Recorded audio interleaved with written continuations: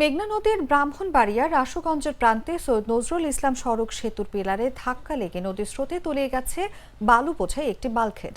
শনিবার ভোর 5:30টার দিকে মেঘনা নদীর রাসুগঞ্জ প্রান্তে এই দুর্ঘটনা ঘটে। প্রত্যক্ষদর্শী সূত্রে জানা যায়, সীমান্ত এলাকা সুনামগঞ্জ থেকে বালু বোঝাই করে ঢাকায় যাওয়ার পথে মেঘনা নদীর আশুগঞ্জ প্রান্তে সৈয়দ নজরুল ইসলাম সড়ক সেতুর পিলারে ধাক্কা লেগে বাল্কহেডটি মুহূর্তের মধ্যেই তলিয়ে যায়। এ সময় বাল্কহেডে থাকা সুকানি সহ 6 জন সাঁতরিয়ে পাড়ে উঠে জীবন রক্ষা করেন। পরবর্তীতে খবর পেয়ে ভৈরব নৌ পুলিশ ফাঁড়ির পুলিশ সদস্য ও বিআইডব্লিউটি এর একটি টিম ঘটনাস্থল পরিদর্শন করে।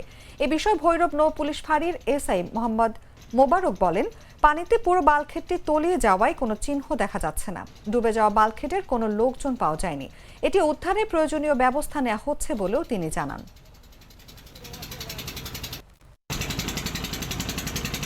চিল্লাচিল্লি শব্দ শুনে 5টা বাজে ঘুম থেকে উঠি।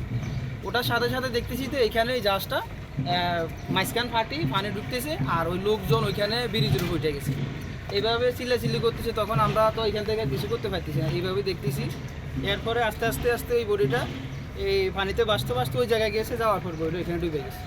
ডুবে যাওয়ার পরে আমরা তাৎক্ষণিক সংবাদ পাওয়ার সাথে সাথে দ্রুত ঘটনাস্থলে আসি।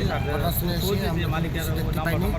আশেপাশের লোকজন যারা আছেন তাদেরকে জিজ্ঞাসাবাদ করি। তারা জানায় যে ভোর 5:30টার দিকে একটি বাল্কহেড কোথাও অজ্ঞাত কারণে দুর্ঘটনা লেগে পানিতে ডুবে যায়।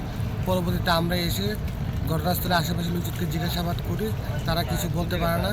আমরা বর্তমানে তৎপর আছি, মানে লোকজনকে খোঁজাখুঁজি করতেছি। খোঁজাখুঁজি করার পরে তাদের কাছ থেকে সমস্ত কিছু জেনে আমরা পরবর্তী আইনগত ব্যবস্থা নিব।